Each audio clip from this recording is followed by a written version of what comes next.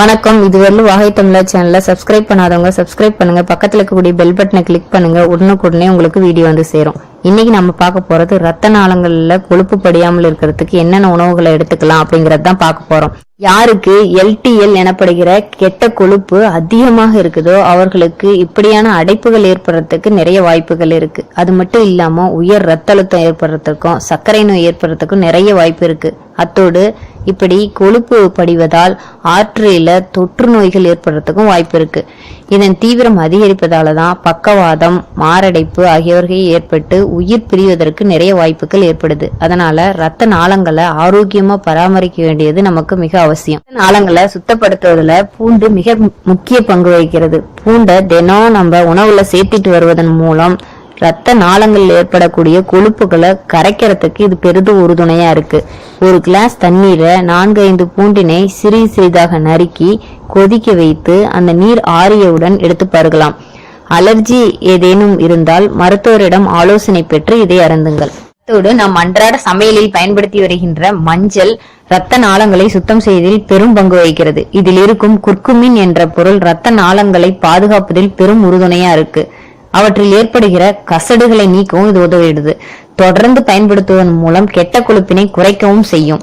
பாலில் மஞ்சள் பொடி சேர்த்து குடித்து வருவதன் மூலம் நல்ல பலன் கிடைக்கும். சால்மன் வகை மீன்களை தொடர்ந்து நம்ம சாப்பிட்டுட்டு வருவதன் மூலம் ரத்த நாளங்களில் படிந்திருக்கும் கொழுப்புகளை அகற்றத்திற்கு பெரிய உறுதுணையா இருக்கும்.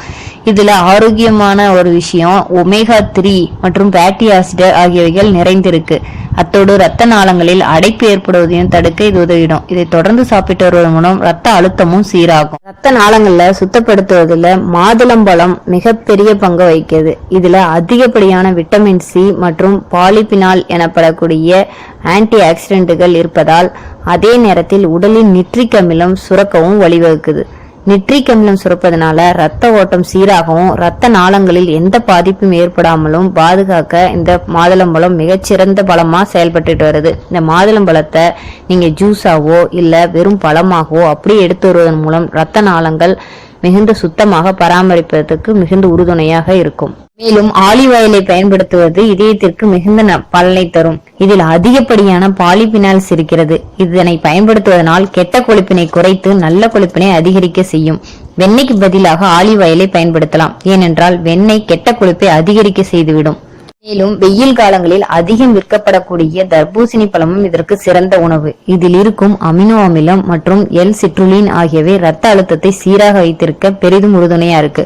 அத்தோடு உடலில் இருக்கும் கொழுப்பை கரைக்கவும் தர்பூசணி பழம் மிகுந்த பங்கு வகிக்கிறது. பாதாம் மிகவும் நல்லது. பொதுவாக நட்ஸ்களில் பாலி அன்சாச்சுரேட்டட் மற்றும் மோனோசாச்சுரேட்டட் கொழுப்பு இருக்கும். இவை கெட்ட கொழுப்பினை குறைக்க வழிவகுக்கும். இதனால் ரத்த நாளங்களில் கொழுப்பு படிமம் ஏற்படுவது தவிர்க்கப்படும்.